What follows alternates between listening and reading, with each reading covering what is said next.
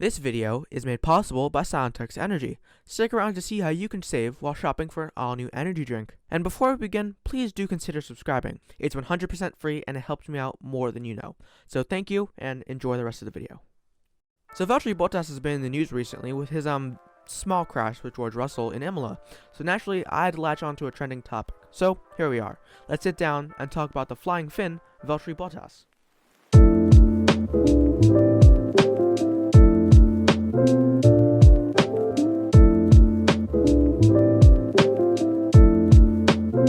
Let's start where we always do, by more than likely mispronouncing a foreign town. Bottas was born on August 28, 1989, in Nastola, Finland.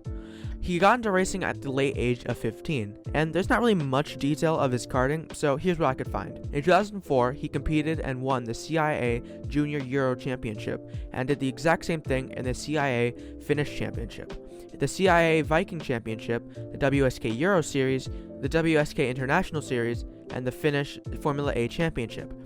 He would also come second in the CIA Junior Viking Series and the NEZ CIA Series. After all the success in karting, he decided to move up into single-seaters. He started the 2007 Formula Renault 2.0 Northern European Championship with Koranen Brothers Racing, alongside Jonas Koinen and Daniel Ayo. This year, he went up against some decent competition like Nicky Katzberg and Oliver Oakes, who's actually the founder of High Tech Grand Prix. He would have a pretty good debut year in single-seaters, and he picked up a handful of podiums throughout the season, and he even got back-to-back wins in the Hockenheim Ring. For the 2008 season, he would take up a seat in the Motor Park Academy alongside Tobias Heingold. This year would be no slouch, going up against some good talent like Daniel Ricciardo, Jean-Eric Verne, Antonio Felix da Costa, and Alexander Sims. He would beat all of them in the championship and would take the driver's crown with 5 wins and 10 podiums. His performance impressed the management at ART Grand Prix, so they took him and placed him in the Formula 3 Euro Series, pairing Esteban Gutierrez, Adrian Tambi, and the late Jules Bianchi. He would put up a decent fight for the title, but he would come out P3 and the highest placed out of all the rookies with 6 podiums. This year, he moved straight into the Masters of Formula 3 series, and he took the title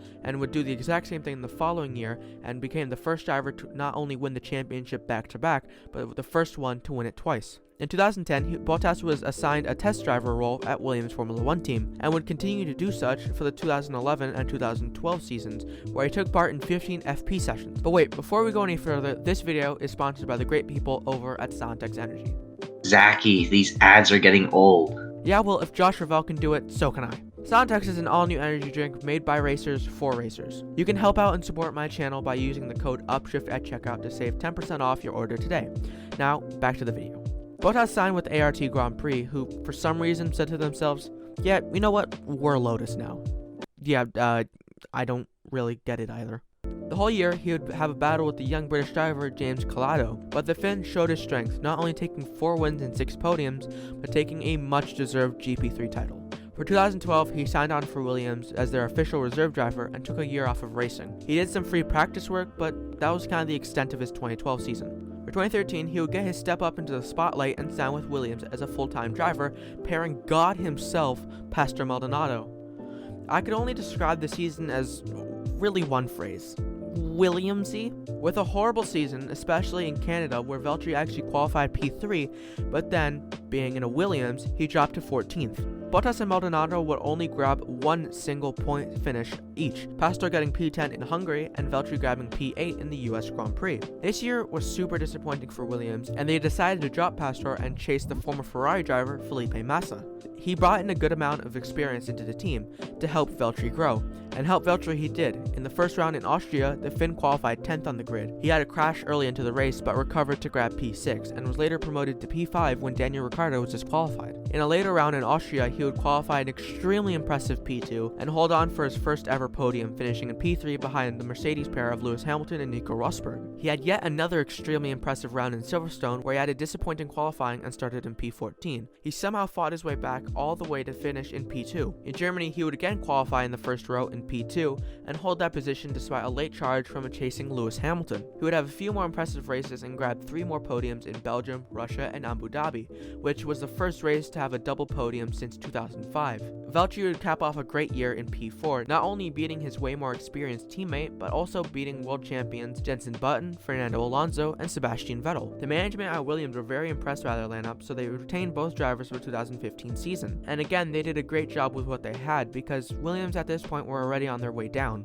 Bottas throughout the season had a bit of a battle with his Brazilian teammate, and he had a really good scrap in Monza fighting for P3, with Massa coming out on top. Bottas would grab 2 more podiums in Canada and Mexico with a lot of top 6 finishes. He finished P5 in the title with 136 points, just ahead of Massa by 15 points. At the end of the season, both drivers re-signed for the 2016 season, and again, Williams were already on their spiral downward.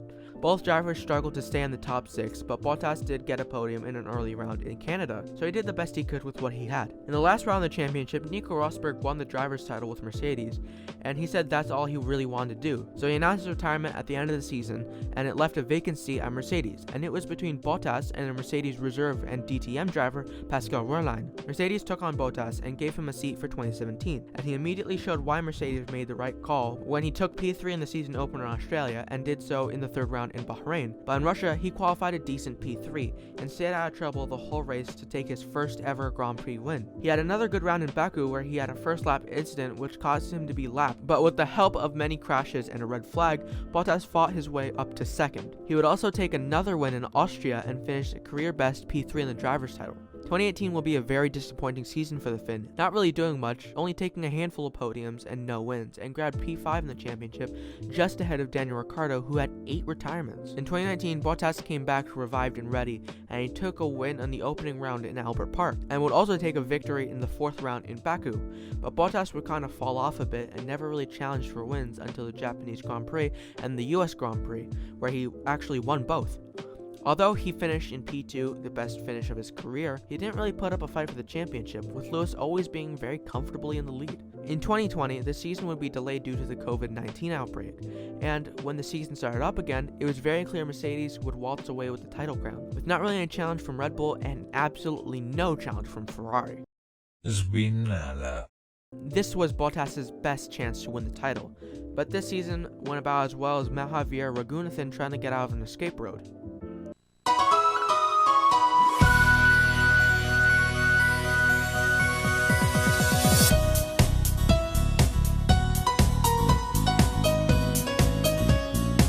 Bottas didn't really challenge for the title at all really, he only did so when he won the 1st round in Austria. The rest of the season he was constantly under pressure from Max Verstappen for P2. Now his image took a massive hit. It didn't really help him when George Russell, who'd never really driven the car before, beat him in the secure Grand Prix.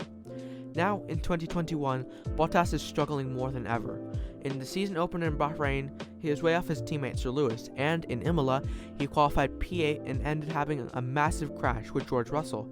And in my opinion, it was Bottas' fault. He's currently sitting in P5 in the championship and 28 points behind Lewis. But as always, I want to get your guys' opinion. How do you think he'll do this season? Leave a comment down below, like the video, and make sure to subscribe. It helps me out a lot. Hope you guys enjoyed the video, and I'll see you all later. Bye.